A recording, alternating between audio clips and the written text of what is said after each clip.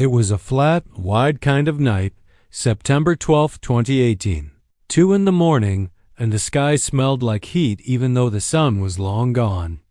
Eastbound on I-20, just past Abilene, the highway turned into a long, black ribbon with only the glow of my dash and the dull orange of distant refinery lights to stop the dark. The cab felt familiar. The scuffed vinyl seat, the coffee ring on the transmission tunnel, the worn map stuffed under the passenger seat. I had been hauling refrigerated produce out of Dallas, 4 pallets of cantaloupe that needed to make San Antonio by dawn. Weather, clear. Road, open. Radio, static and old country songs. I liked nights like that. The world shrunk down to the hum of the engine and the steady line of my headlights. Around. Mile marker 187. Near a stretch local drivers call the Dead Mile. My rig's headlights caught the outline of another truck pulled on the shoulder. At first I thought it was a brake check or a breakdown, stuff you see every week. Then I saw there were 3 of them, headlights off, taillights dimmed, parked in a neat row like they belonged together. No hazard triangles, no open hoods, not a soul in sight. They looked patient, like they were waiting for somebody who hadn't shown up yet. I eased past, waving to the first truck in reflex. No movement. The air felt suddenly thicker, not hot but full. I can still remember the smell, diesel smoke mixed with something else, faintly sweet, like old pennies. My skin prickled. The CB was quiet. Big rigs talk at nights, fill the black up with voices. That silence was the first real thing that put cold behind my eyes. I called in on Channel 19. Anybody up near the Dead Mile? 3 rigs on the shoulder, headlights off. Static answered for a while. Then a voice low and unhurried. Yeah, saw 'em. Couple of old haulers, ain't there. Keep moving, man. Pulling over to check? No, man. Just keep rolling. Don't need folks slowing down. I didn't want to be the idiot who stopped where nothing made sense, so I followed the advice and moved on. About a mile down the road, my CB popped again. This time an old handle I knew, Redbird. You see them too? He asked. Yeah, odd. Don't mess with them. The Dead Mile don't want attention. The words were half joke, half something older. But curiosity is its own motor. I slowed, put the rig into neutral, and coasted to a stop at a safe distance, lights on, engine idling. I killed the CB and stepped out, the kind of stupid move that felt like a dare to myself. The night air hit my face, felt heavy, like breathing through cloth. The 3 trucks sat motionless, their metal sides gleaming under the moon, logos faint in silver paint. No drivers lounging against cabs, no glow of cigarettes. One of them, a faded blue Freightliner, had a license plate from Oklahoma, bent but legible. When I walked closer, the hair on my arms rose. There were no footsteps in the gravel, no tire tracks leading away. The ground beneath the trucks was packed hard as if they had sat there for hours, but the truck surfaces were clean of desert dust, as though they'd been polished recently. On the sleeper of the blue Freightliner, someone had left a coffee mug, white ceramic, chipped. It was warmed out. I grabbed the handle and peered in. The sleeper was empty, sheets folded, a pair of reading glasses resting on a closed paperback.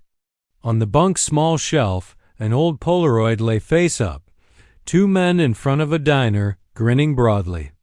The sun in the photo had bleached their faces to ghosts. I dropped the mug like it burned my fingers. It shattered on the gravel and the sound seemed wrong, muffled, as if the night had swallowed it. My phone was out. No bars. The CB crackled with a line that might have been voices, but not in anything I recognized. I started to hurry back to my truck and the sound hit me then. Tires. Not the grinding of a rig, but a slow, measured sibilance like dozens of wheels rolling on the shoulder. I looked up. Past the 3 parked rigs, a long line of trucks was forming, dozens, then hundreds, all parked on both sides of the freeway, headlights dark, cabs shut. The faint glow from inside them made a smear like a cemetery of boxes. I bolted back into my cab and slammed the door. The engine roared to life. I tapped the horn twice, then 3 times, the way we do in convoy to get attention. No blink from any rig. No movement. The radio hissed, and for the first time that night, it spoke with a voice I could not place, not through the CB but inside the cab, like someone whispering from the bunk. "Stay," it said. Not through the speaker, but through the planks of the sleeper and the metal around the dash. I froze, hands on the wheel. I threw the truck into gear and floored it. Tires squealing, the trailer fishtailing for a half second before the weight took hold. My headlights punched through the dark. For a moment, I thought I saw faces in the other truck's windows. Pale faces, pressed to the glass, looking straight at me. When my rig cleared the line, I looked into the rear view and saw the parked convoy stretch behind me like a black river. Motionless, and then, one by one, the taillights winked out like somebody turning off the lamps in a hall. The highway behind me returned to empty dot back at the terminal. A kid named Louise asked if I'd seen anything on the way in. I told him, and he made the same face I'd seen over the CB. Half smile, tight around the eyes. "You made it out, though," he said. "That's something. Folks don't always." That phrasing stayed with me because an hour later, between sips of bad diner coffee, I found a folded slip in my jacket pocket.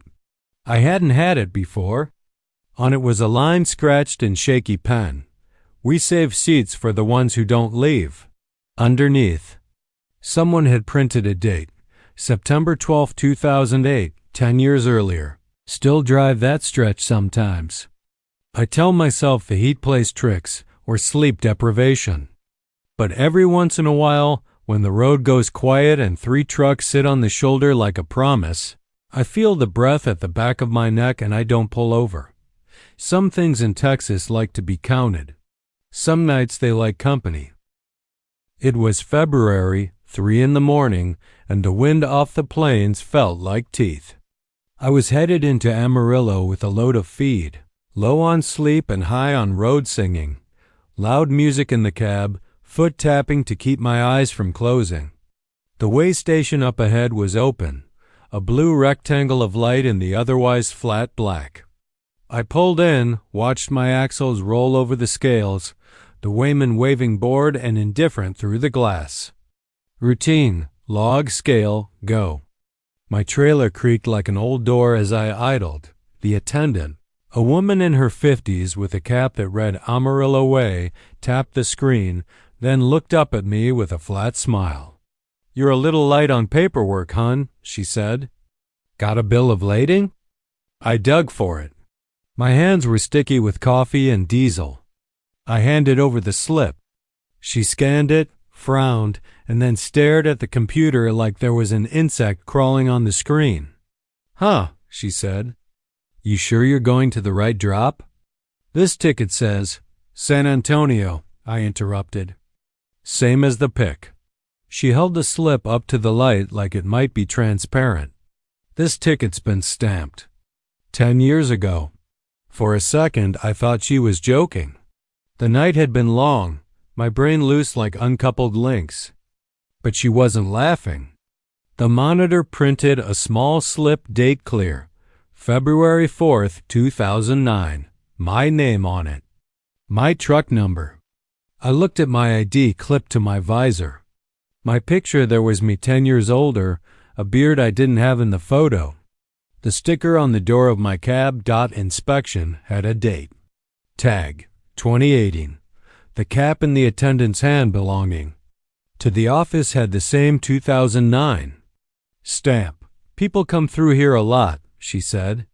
"Sometimes the system remembers the folks who don't leave." She tapped a key and a reel of audio played. A man's voice, distorted, reading a log. It was my voice or a version of it, slower, haunted by something. "Pack at dock 7, the voice said. "Make sure the rails are secure." The speech repeated and then cut to static. "That's not possible," I said. She looked at me like there was rattle in my teeth. Outside, a wind lifted the snow off the prairie, and it sounded like something moving through dry grass. The scales hummed. "Go on," she said finally. "If you'll excuse me, paperwork." She slid the paper back across like it was hot. I started my truck and rolled out. The highway had the same stretch of broken yellow paint down the middle, the same cattle guard clanking under the trailer. But something behind my right ear told me not to take my usual exit. I didn't know why. Habit is a hard driver. The CB came alive as I passed the exit. Redbird again, chattering about construction lights and a slow pickup flagging traffic. I kept rolling, but the feeling persisted. An itch under the shoulder bone. 2 exits down. The road narrowed and the skyline broke into the twin silhouettes of old grain silos. Off to the side, hidden behind a dip in the land, was a small lot, 2 trucks, both half buried in dust, a rusted sign that read Terrell Farms. The lot had been empty for years, a place drivers used for quick naps. Tonight, a single pair of headlights cut across the billboard and stopped. I killed the engine because I couldn't seem to help myself. I climbed the steps and stared into the darkness. One of the trucks had its sleeper door open. A lamp inside burned like a candle. Voices, low as though from throat deep, drifted out. "You got yours?" one of them asked. "Not yet," another answered. "We wait." The voice, familiar, shaped like gravel, made my mouth go dry. It was a driver's voice I knew, a man I'd pulled over near a truck stop years ago, shared a cigarette with and swapped route stories. He'd been dead these last 5 winters in a crash. I could have sworn hand on heart. I saw him in the doorway, thin and sunken, his cap low.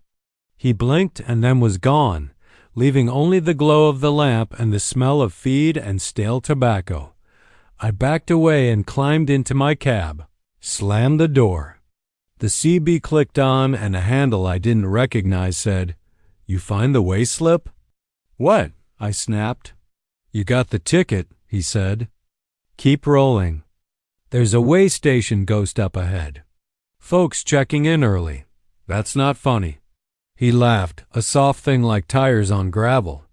"Ain't none of us joking, brother. Keep your wheels moving." I left with my hands tight on the wheel. The whole rest of the drive felt like a trail of other people's memories, the way. A motel smell can be the echo of 1,000 nights. When I finally called my dispatcher and asked about the load, she said, "Oh, by the way, the paperwork you filed matched a run from 2009. Say you found an old slip in your locker?" I hadn't. But somewhere in my pocket, between a half-empty pack of gum and a receipt for coffee, was a folded slip of paper with my name and an old dot stamp. The ink was worn, barely legible. On it were 2 words scrawled in a different hand. "Don't stop. I still see the way station from time to time in my dreams, the fluorescent glare. The woman's face in the illuminated booth. The way her eyes slide past you like she's counting who left and who stayed. Some places in Texas keep a ledger. Some folks show up to put their name in the margin." The motel was one of those highway robin's eggs. Neon letters that sputtered half the time in a parking lot lined with cars that never seemed to move. It was November 2016, during a stretch of rain that made the asphalt steam under the Summit tires. I had been doing longer runs and needed a room with a shower and a place to nap without the rig rocking my dreams. The clerk at the front desk handed me a key like he was doing me a favor. "Room 14, he said. "Last night's guests left early. Said something about keeping eyes. You got a laundromat close?" I asked. He shrugged. "Down the block. Route 10's been weird since the new bypass opened, lots of folks passing through." "Keys in the tray?" Room 14 looked normal. Cracked wallpaper, a floral bedspread, a clock that blinked 12 o'clock because the owner had never bothered to set it. I took the shower, the hot water beating the road off me, and crawled under the covers. Rain drummed on the roof like 1,000 tiny fists. I slept the kind of sleep you get when your bones finally decide to be tired. Sometime around 2 in the morning, a noise woke me. Not a door slam, not the screech of tires, a slow, elastic sound like someone stretching a rubber band across the parking lot. I lay still and listened. From the window, the neon sign cast pink light into the room. A car idled across the lot, headlights off. Someone was standing by it, leaning against the hood, and the rain made him look like an oil painting left in weather. I walked down the hall in my bare feet, the carpet damp under my solace. At the far end, room 12's door was open a crack. I could see a silhouette moving inside, a woman perhaps, small. No light but for the TV's blue glow. When I knocked, the silhouette didn't stop. I pushed the door open. The room was empty. I turned back toward my room and felt the floorboard beneath me, solid, then hollow, like someone had tunneled underneath. The impression made my stomach drop. The TV in the motel lobby flickered between channels and then settled on an old newsreel about a missing driver from 2006. The anchor's face moved like bad film. The story said, "Missing since November 10th. Last seen at Route 10 Motel. Truck driver." I went back to my room, shut the door, but couldn't shake the feeling that something was close. The air felt cool but heavy at the base of my skull. I opened the bedside drawer to pull out my phone and found a Polaroid tucked beneath a motel notepad, a faded photo of a man in a baseball cap, smiling into the camera. Written on the white margin in ballpoint ink, Room 14, "Don't leave the lights off. Panic is a curious thing. It doesn't rush you so much as fill you like water." I turned every light on in the room and pulled the blinds up. Rain tattooed the window, distorting the parking lot into streaks of silver. In the distance, a semi's horn sounded like a question dot at 3:10 a.m. The television in the vacant room across the hall turned itself on to static. The static resolved slowly into the sound of a CB channel. Someone talking, clipped and old. Saw the truck at the motel. Keys in the ignition. Lights off.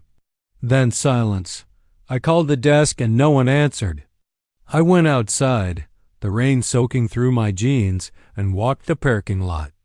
The car I'd seen earlier had gone, but the space in front of room 14 was still wet where a door might have been open. The motel's sign flickered, and in the blink between flashes, I thought I saw movement on the second-floor balcony, a figure walking the length of the railing, slow and deliberate as if pacing. The first light of dawn came as a thin thread through the clouds, and I checked out, more shaken than I expected. The clerk was at his post, eyes red as if he'd been up all night. "You okay?" he asked.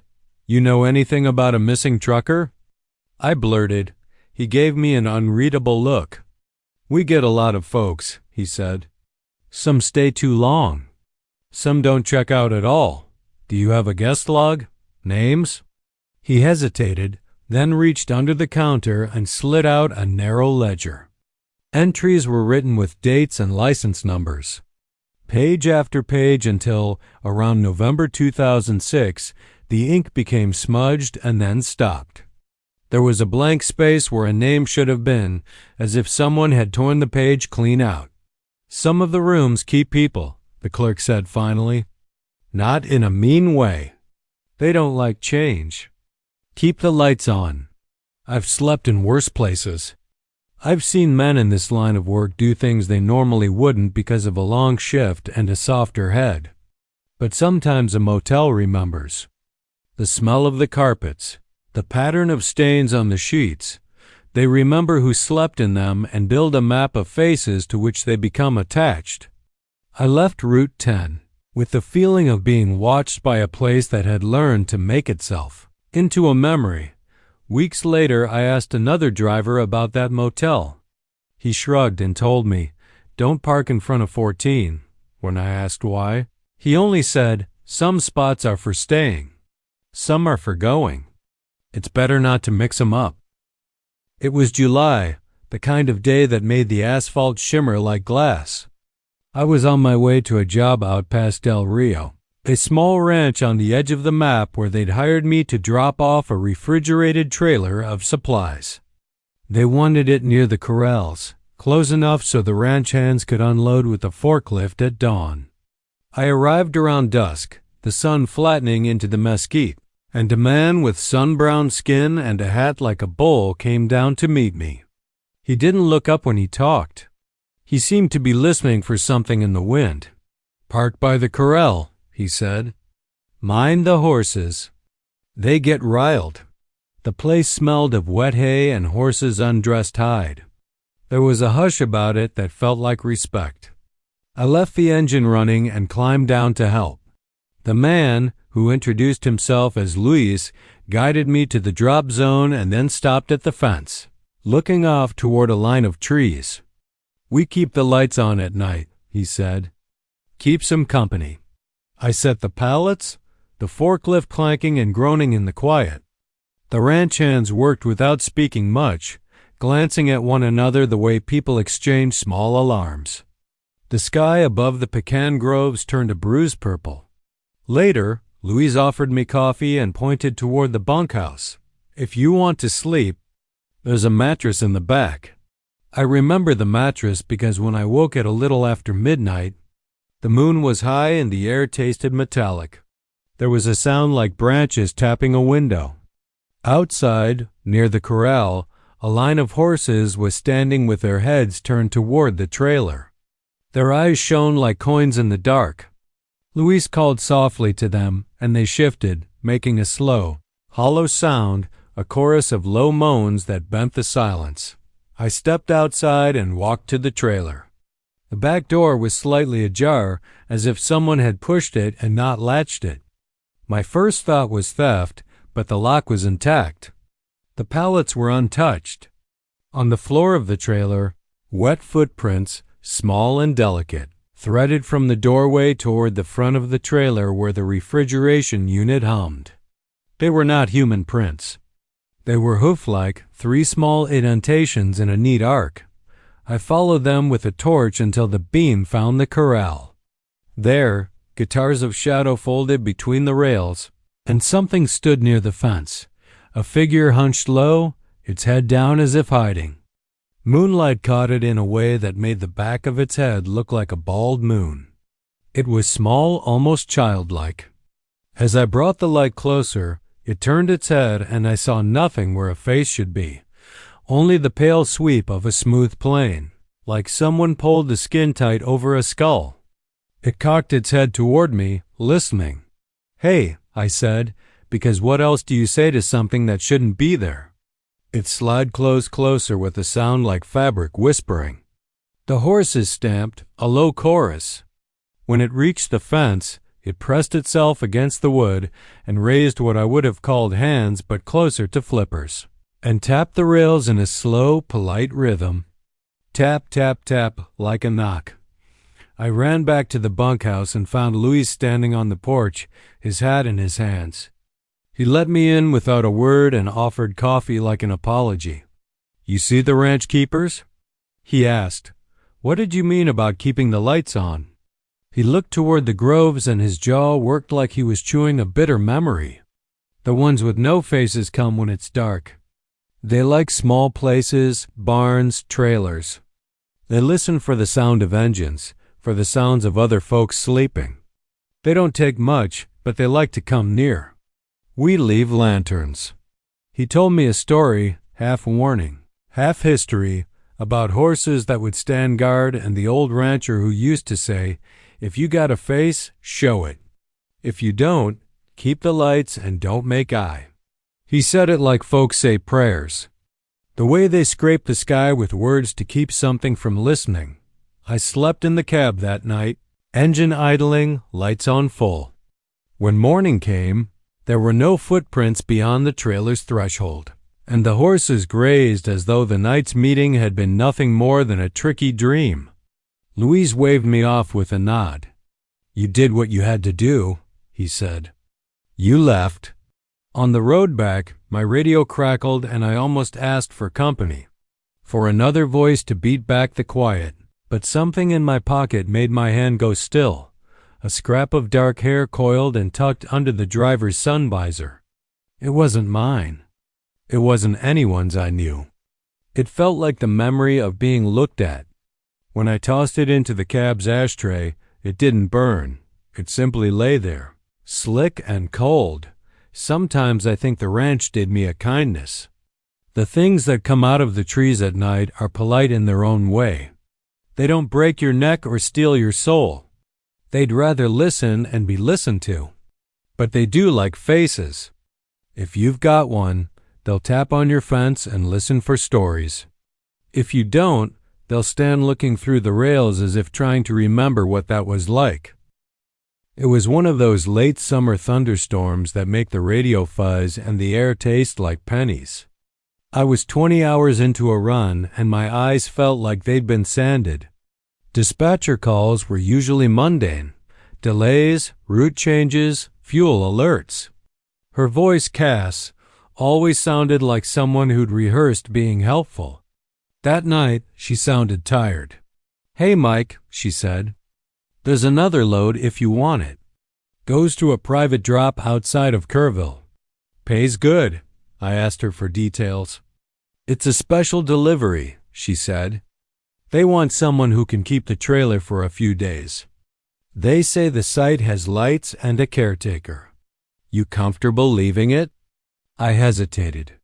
Leaving a trailer unattended is a liability, but the money was too good to pass. "Yeah," I said. "I'll do it." When I pulled into the driveway, the gate was unlocked. A little house sat back from the road, porch light flicking like a heartbeat. A man in a flannel came out, nodded, and pointed to a graveled yard where the trailer could sit. "We got cameras," he said, "and lights. Keep her warm and we'll pay extra." I set the trailer in the spot and locked the door.